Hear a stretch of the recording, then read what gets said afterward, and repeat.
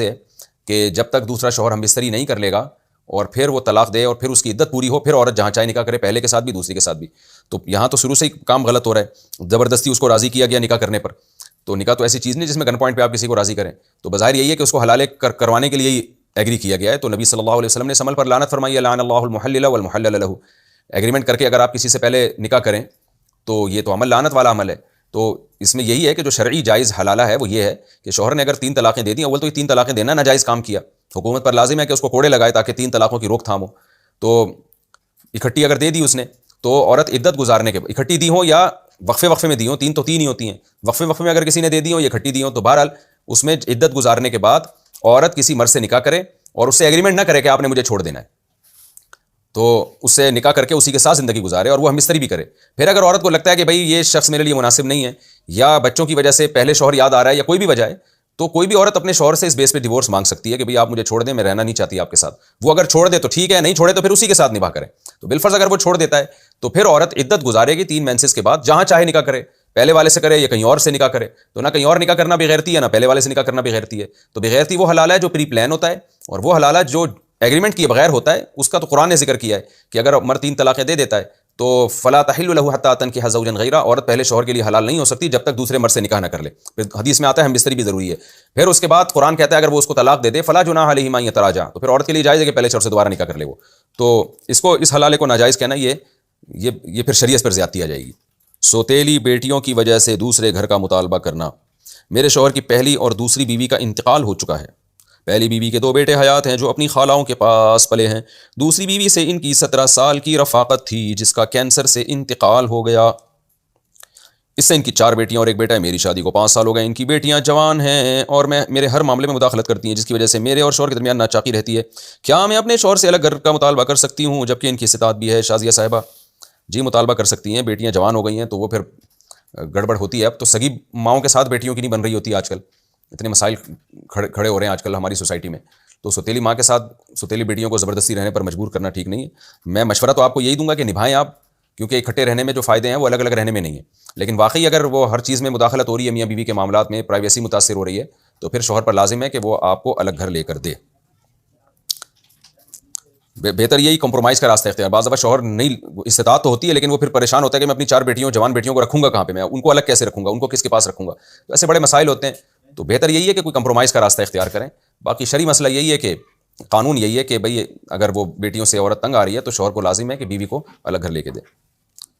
شوہر کی جیب سے پیسے نکالنا. اگر بیوی اپنے شوہر کی جیب سے کچھ پیسے نکالتی ہو، جیسے مہینے میں 1000 3000 5000، جبکہ شوہر اسے خرچہ بھی نہ دیتا ہو یا کم دیتا ہو، اور ان پیسوں کو جمع کر کے وہ اپنے گھر والوں بہن بھائی کی مدد کرتی ہو، تو کیا ایسا کرنا جائز ہوگا یا نہیں؟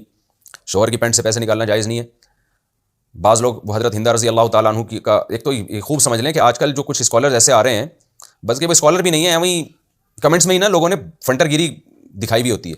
میں نے کہیں یہ مسئلہ بیان کیا کہ عورت شوہر کی جیب سے پیسے نہیں نکال سکتی، تو فوراً جو ہے نا لوگوں نے وہ حدیثیں کوٹ کرنا شروع کر دی کہ حضرت ہندہ کو نبی صلی اللہ علیہ وسلم نے اجازت دی تھی کہ حضرت ابو سفیان کے مال سے وہ چوری کر سکتی ہیں. اور یہ شو کیا کہ ان مولویوں کو حدیثوں کا پتہ ہی نہیں ہے. ہم یہ حدیثوں کے لیکچر دیکھ چکے ہیں، پڑھا چکے ہیں، ان حدیثوں کو پوری حدیث کی کتابیں پڑھا چکے ہیں. تو اتنا زیادہ تکبر نہیں کرنا چاہیے. آپ کی جو کوئی اشکال ہے وہ آپ تمیز کے دائرے میں رہ کے کر لیں. یہ نہ شو کیا کریں کہ قرآن و سنت کا آپ کے پاس علم ہے، باقی تو سارے جانتے ہی نہیں قرآن و سنت کیا. بعض دفعہ کوئی بھی عالم کوئی بھی مفتی مسئلہ ریکارڈ کرواتا ہے، وہ ٹو دا پوائنٹ بات کر دیتے ہیں سائل کے حالات کو دیکھ کر. اس میں پورا اس کا مال ہوا مال علیہ پیش نہیں کیا جاتا. اس کا مطلب یہ نہیں ہوتا کہ ان کو اس مسئلے کا علم ہی نہیں ہے یا قرآن و سنت کا ان کے پاس علم ہی نہیں ہے. تو خوب سمجھ لیں، اگر شوہر نان نفقہ بھی نہیں دے رہا ہے، نان نفقہ ہی نہیں ہے جو ضروری نان نفقہ ہے، تو پھر عورت کے لیے اجازت ہے کہ اتنا مال شوہر کی پینٹ سے چوری کر سکتی ہے کہ اس کا کھانا پینا جو ضروری نان نفقہ ہے وہ پورا ہو. جیسے کہ حضرت ہندہ رضی اللہ تعالیٰ عنہ نے یہ دعویٰ کیا تھا کہ میرا جو بیسک خرچہ وہ مجھے نہیں مل رہا ہے. تو بنیادی خرچہ جو اپنا اور اپنے بچوں کی کفالت کے لیے عورت لے سکتی ہے، لیکن بیسک خرچے ہماری سوسائٹی میں عمومی طور پر پورے ہو رہے ہوتے ہیں.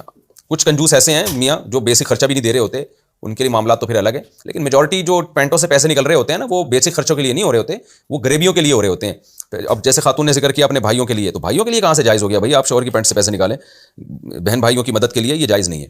تو اپنے لیے اس صورت میں نکالے جا سکتے ہیں کہ جو بیسک نان نفقہ ہے، کھانے پینے کی بنیادی ضرورت ہے یا لباس کی بنیادی ضرورت ہے، وہ بھی پوری نہ ہو رہی ہو.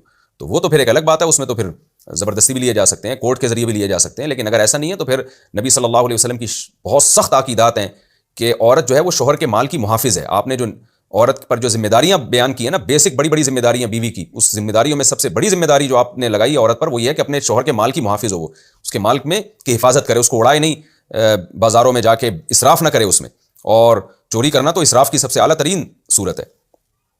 ہاں شوہر کو اگر راضی ہے تو ٹھیک ہے، جو مالدار میاں ہوتے ہیں وہ 2-3 ہزار سے ان کا کوئی فرق نہیں پڑتا، وہ خود ہی اجازت دے رہے ہوتے ہیں، بیگم میری پینٹ ہے، تم جانو میری پینٹ جانے، جو نکل آیا وہ تمہارا، جو نہیں نکلا وہ میرا۔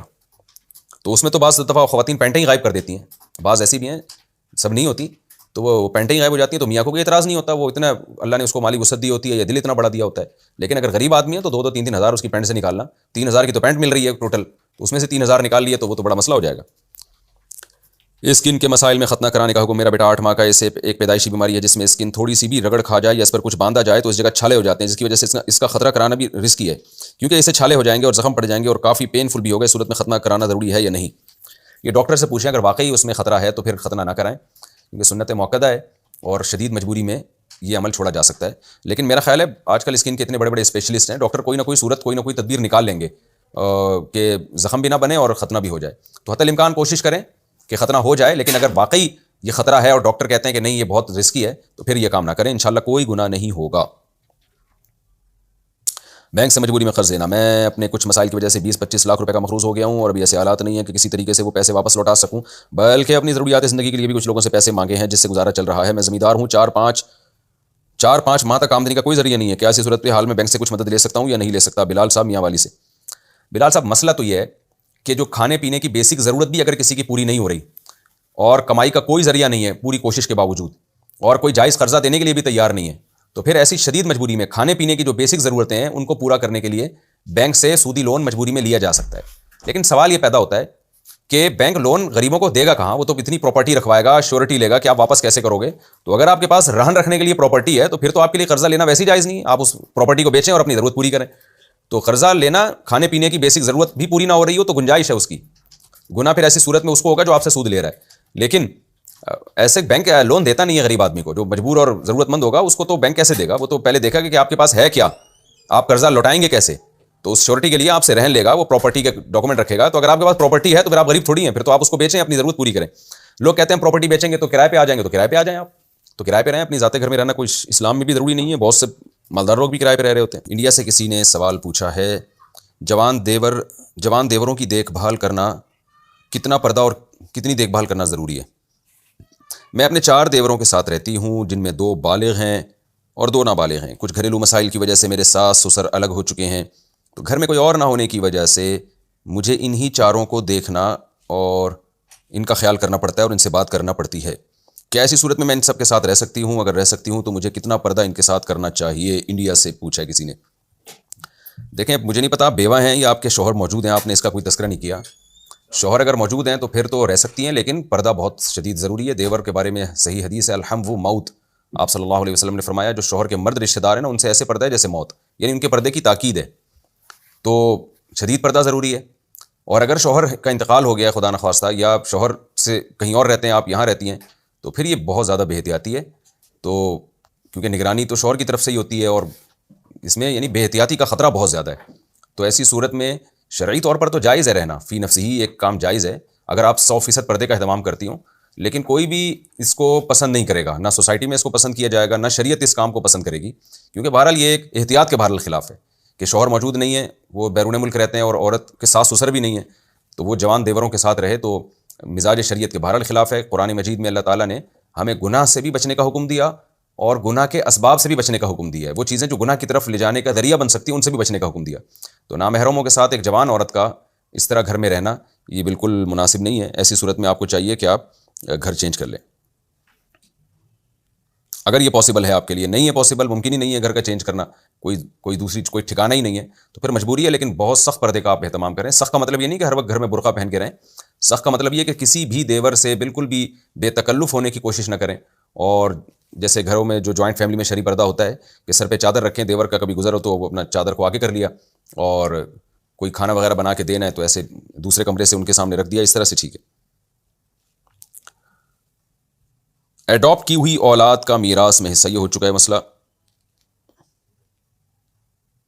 دیندار لڑکیوں کے رشتوں کے مسائل، والدین کی کیا ذمہ داری ہے؟ ایک دیندار گھرانے کی لڑکی ہے جس کی عمر 30 سال ہے، والدین کو کوئی مناسب رشتہ نہیں مل رہا، جس کی وجہ سے وہ مجبور ہو کر اپنے کزن کو پسند کرنے لگی ہے، لیکن والدین اس پر بھی راضی نہیں ہیں، جس کی وجہ سے وہ لڑکی مختلف بیماریوں اور ڈپریشن کا شکار ہو چکی ہے۔ اس بارے میں رہنمائی فرمائیں کہ جو والدین معمولی باتوں کی وجہ سے رشتے پر راضی نہیں ہوتے اور بیٹیوں کی عمریں نکل رہی ہوتی ہیں، ان کے بارے میں کیا حکم ہے؟ نیز کیا ایسی لڑکیاں اپنے والدین پر بوجھ بننے کے بجائے ان کی اجازت کے بغیر اپنا خود نکاح کر سکتی ہیں یا نہیں؟ 30 سال کی عمر بہت زیادہ ہوتی ہے، تو اگر 30 سال میں بھی ماں باپ نے شادی نہیں کی ہے تو لڑکی ماں باپ کی مرضی کے بغیر شادی کر سکتی ہے، ورنہ پھر یہ ہوگا کہ اور جیسے جیسے ایج بڑھے گی رشتوں کے چانسز اور ہی ختم ہوتے چلے جائیں گے۔ تو ایسی صورت میں کوئی حرج نہیں ہے، لیکن کورٹ میں جا کے نکاح کریں، ایسے ہی نکاح نہ کریں، کیونکہ لڑکے پھر بیوقوف بناتے ہیں ایسی لڑکیوں کو جن کے پیچھے والدین کی سپورٹ نہیں ہوتی۔ کوشش تو کریں کہ خاندان کے کسی مرد رشتہ دار کو اپنے ساتھ ملائیں، والد نہیں ہے تو بھائی کو راضی کریں، بھائی نہیں ہے تو چچا تو یا کزن، اس طرح کوئی بھی میل ریلیٹیو ہونا اپنے خاندان کا، اس کی سپورٹ لیں آپ۔ اور کوئی بھی راضی نہیں ہوتا، دلچسپی نہیں لیتا، تو پھر کورٹ میرج کریں۔ لیکن کورٹ کا میں اس لیے کہہ رہا ہوں کہ کم از کم یعنی اس میں مرد جو ہے نا کوئی ڈاکومنٹ تو مضبوط بنتے ہیں نا اس میں، تو ورنہ لڑکے کیا کرتے ہیں کہ اس طرح کی لڑکیوں کے جذبات سے کھیل کے پھر ان کو چھوڑ دیتے ہیں اور پھر پیچھے کوئی ان کا پوچھنے والا نہیں ہوتا۔ خطرہ تو یہاں بھی ہے کہ چھوڑ نہ دے، لیکن یہ کہ دوسری طرف یہ خطرہ بھی ہے نا کہ عمر نکلی جا رہی ہے اور ڈپریشن میں جا رہی ہیں لڑکیاں، تو بہت زیادہ ڈپریشن میں چلی جاتی ہیں۔ ایک نفسیاتی ڈاکٹر نے بتایا کہ بہت ساری لڑکیاں ڈپریشن میں ہیں، ان کے کیسز ہمارے سامنے آتے ہیں، ہم ان کو میڈیسن ریکمینڈ کرتے ہیں، دوائیں کھلاتے ہیں، اور حالانکہ ان کا مسئلہ یہ ہوتا ہے کہ ان کی شادی نہیں ہو رہی ہوتی، تو وہ کہتے ہیں ہم ان کو یہ مسئلہ بتاتے بھی نہیں ہیں کیونکہ وہ اور زیادہ ڈپریشن میں جانا شروع ہو جاتی ہیں پھر، تو ہم ان کو اور وجوہات بتاتے ہیں اس وجہ سے نہیں ہو رہی، اس وجہ سے نہیں ہو رہی۔ اور یہ بھی میں لوگوں کو بتاؤں بار بار جو میں 4 شادیاں چیخ رہا ہوں، لوگ ہمیں پاگل سمجھتے ہیں، پاگل ہم نہیں ہیں، پاگل سوسائٹی ہو گئی ہے۔ اس طرح کی پتہ نہیں کتنی بیسیوں لڑکیاں ہیں، بیسیوں کیا یعنی ہر محلے میں بیسیوں لڑکیاں ہیں کہ جو رشتہ نہیں مل رہا کیونکہ ماں باپ تو اچھے سے اچھے کی تلاش میں ہوتے ہیں، بعض دفعہ اچھا مل رہا ہوتا ہے، ماں باپ نہیں کر رہے ہوتے، بعض دفعہ مل ہی نہیں رہا ہوتا، تو یہ بھی بہت مسائل ہیں کہ مل نہیں رہا، خاص طور پہ لڑکیوں کو پھر طلاق ہو جائے تو پھر نہیں مل رہا ہوتا۔ تو سوسائٹی میں جب تک 2-3 شادیوں کو آپ پروموٹ نہیں کریں گے، لڑکیوں کے مسائل حل نہیں ہوں گے۔ ایک خاتون نے تو یہاں تک بیچاری کے ساتھ واقعہ ہوا کہ طلاق ہونے کے بعد جب کوئی رشتہ ہی نہیں مل رہا تھا ان کو، تو آفس میں جب پھر انہوں نے جاب کرنا شروع کی، جاب کے بعد کیا ہوا ہے کہ جی پھر مرد غلط نظروں سے دیکھنا شروع کر دیتے ہیں، خاص طور پہ جس لڑکی کے بارے میں پتا ہو یہ طلاق یافتہ ہے اور اس کے پیچھے کوئی شوہر نہیں ہے، تو اس پہ تو اور غلط نظریں ڈالنا شروع کر دیتے ہیں۔ تو ایسی کئی لڑکیاں پھر اس طرح معاملات ہوا کہ وہ زانیہ بن چکی ہیں، کیونکہ ایسا بھی نہیں ہوتا نا کہ ان کو امید ہو 1 سال بعد شادی ہو جائے گی، 2 سال بعد شادی ہو جائے گی، یہ بھی نہیں امید ہوتی۔ امید ہو نا کہ اگر آج نہیں تو کل ہو جائے گی، ان کو نا امیدی ہو، ان کو پتہ میری جیسی اور پتہ نہیں کتنی گھوم رہی ہیں، اور پھر مرد بھی ہوس کی نظریں ڈال رہے ہیں۔ اگر کوئی مرد دوسری شادی کی بات کرے گا تو کوئی مذہبی اسکالر ہی اس کو روک دے گا کہ تم عدل نہیں کر سکتے اور یہ نہیں ہو سکتا اور یہ ٹوپی ڈرامہ، اور اسلام میں اصل تو 1 شادی ہے 2 شادیاں، تو انتہائی شدید مجبوری میں جب کوئی بھوک سے مر رہا ہو اور سور کھانا جس کنڈیشن میں جائز ہوتا ہے اس کنڈیشن میں دوسری شادی گویا حلال ہے، اس طرح سے اس کو پیش کیا جا رہا ہوتا ہے سیکنڈ میرج کو۔ سیدھا کہہ نہیں دیتے کہ اللہ اس کے رسول صلی اللہ علیہ وسلم، اللہ کا حکم دیکھو اور نبی صلی اللہ علیہ وسلم کی سیرت دیکھو۔ اور آج کل تو ایک نیا ڈرامہ شروع کیا ہوا ہے لوگوں نے کہ جی نبی صلی اللہ علیہ وسلم نے حضرت خدیجہ کی موجودگی میں دوسری شادی نہیں کی، اور پوری زندگی آپ نے اپنی زوجہ سے وفا کی اور ان کی موجودگی میں دوسری شادی نہیں کی۔ تو دینی مسائل علماء سے پوچھنا چاہیے۔ یہ جو آج کل نئے جدید اسکالر آ رہے ہیں ان میں کچھ اچھے بھی ہیں، بہت سارے گمراہ بھی کر رہے ہیں لوگوں کو۔ تو نبی صلی اللہ علیہ وسلم نے حضرت خدیجہ کی موجودگی میں جو دوسری شادی نہیں کی، اس کی وجہ حضرت خدیجہ سے وفا نہیں ہے، اس کی وجہ یہ ہے کہ ابتدائی اسلام میں تو بہت سارے شرعی کام آپ نے جو کام یعنی جو شریعت نے حکم ہی نہیں دیا ان کے، ابتدائی اسلام میں تو حج بھی نہیں تھا، ابتدائی اسلام میں تو رمضان کے روزے بھی نہیں تھے، ابتدائی اسلام میں تو زکوٰۃ بھی نہیں تھا، تو ابتدائی اسلام میں دوسری شادی بھی کی بھی ترغیب نہیں تھی۔ یہ تو ہجرت کے بعد زیادہ تر احکام اسلام کے نازل ہوئے ہیں۔ تو نبی صلی اللہ علیہ وسلم کی جب ہجرت کا ٹائم آیا تو اس وقت آپ نے نکاح کیے کثرت سے۔ اگر آپ صلی اللہ علیہ وسلم شروع میں زیادہ نکاح کر لیتے تو لوگ یہ تعبیل کر سکتے تھے کہ جی اس زمانے میں تو رواج ہی 4 شادیوں کا تھا تو آپ نے بھی کر لیا، عرب میں رواج تھا، تو شروع میں آپ رواج کے بالکل خلاف گئے ہیں، جب آپ کم عمر تھے تو آپ نے نہیں کی، یہ بتانے کے لیے کہ اگر میں کر لوں گا تو لوگ سمجھیں گے جی رواج ہے، تو اس وقت اللہ نے آپ کو نہیں کرنے دی، یعنی آپ کا مزاج تھا دنیا سے بے رغبتی۔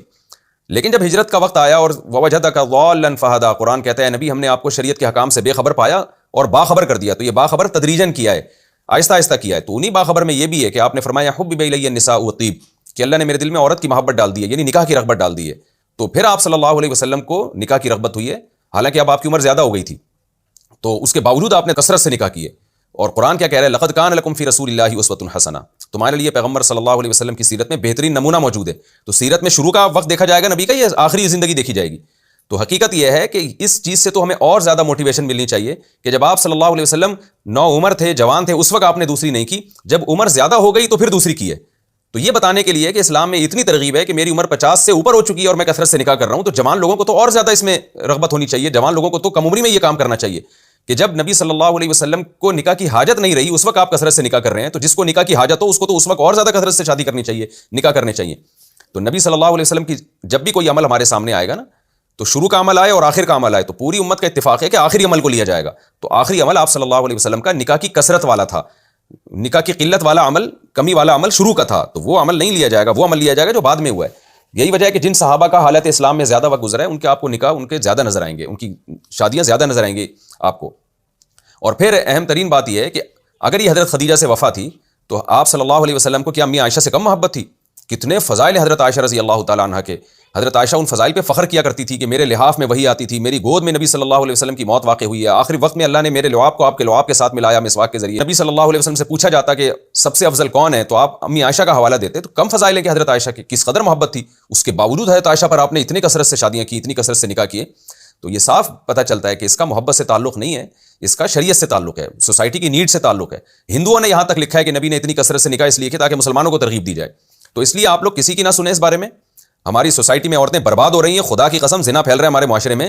مت سنیں کسی کی, آپ کثرت سے نکاح کریں اور ان میں کے حقوق بھی ادا کریں, عدل بھی کریں. اللہ میاں نے قرآن میں 2 شادیوں سے اللہ نے شروع کیا کلام کو اپنے کہ فَانكِحُوا مَا طَابَ لَكُم مِّنَ النِّسَاءِ مَثْنَىٰ وَثُلَاثَ وَرُبَاع, 2 2 3 3 اور 4 4 سے کرو. ایک کو اللہ نے مشروط کیا ہے کہ اگر تمہیں یہ خوف ہے کہ تم حقوق نہیں پورے کر سکتے تو پھر ایک کرو.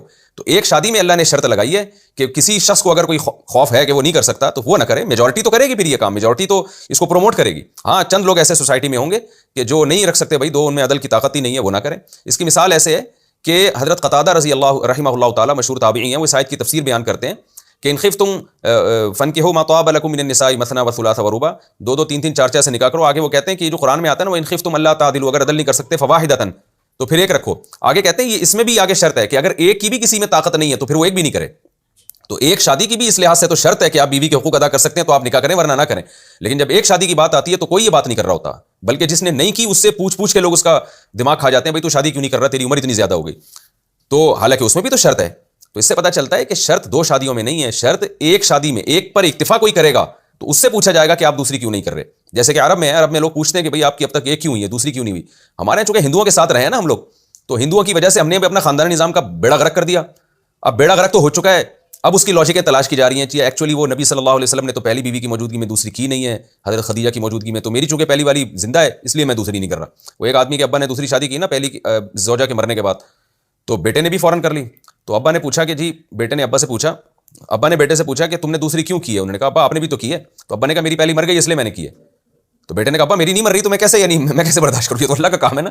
تو اللہ سب کی بیویوں کو زندگیاں دیں, سب کو لمبی لمبی عمریں دیں. ہم جو 4 4 شادیوں کی بات کر رہے ہیں, اللہ کی قسم یہ عورت کے حقوق کے تحفظ کے لیے کر رہے ہیں, مردوں کو عیاش بنانے کے لیے نہیں کر رہے. ہماری خواتین یہ بات نہیں سمجھ رہی ہیں, وہ سمجھ رہی ہیں کہ یہ مفتی طارق مسعود پاگل ہو گیا ہے, یہ گھر اجاڑنے کی باتیں کر رہا ہے. گھر اجاڑنے کے لیے نہیں, جن عورتوں کا گھر نہیں بس رہا ان کا بھی گھر بسے, ان کے لیے ہم یہ بات کر رہے ہیں.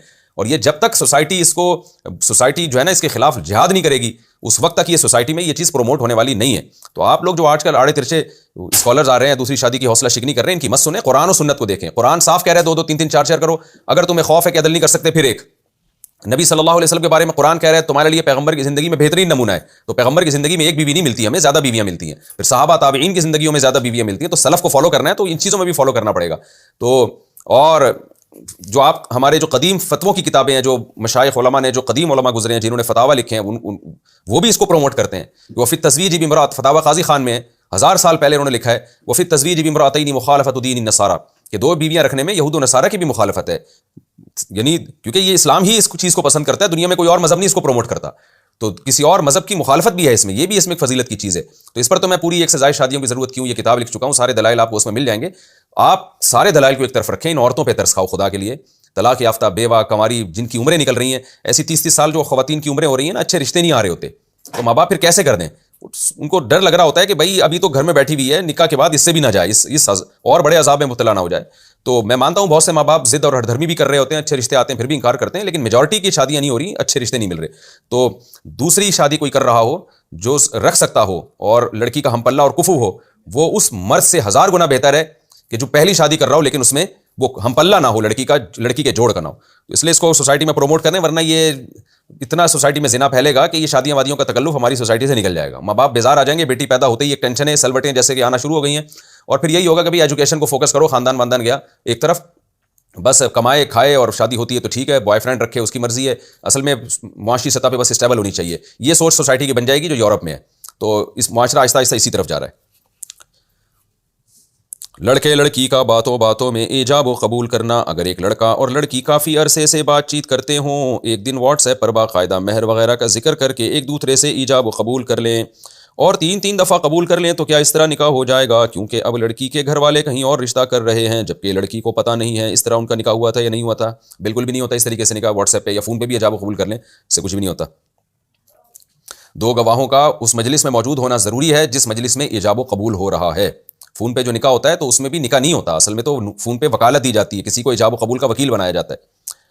بیوی کا مطالبہ طلاق. شوہر نے کہا یہاں سے نکلو، میری شادی کو 5 سال ہو گئے ہیں، میرے شوہر بہت نیک ہیں، کبھی انہوں نے طلاق کا ذکر نہیں کیا، بڑی بڑی لڑائیوں میں بھی ایسا کچھ نہیں کیا. کچھ مہینے پہلے لڑائی کے دوران میں نے کہا کہ آپ کو میں پسند نہیں تو مجھے چھوڑ دیں، طلاق دے دیں.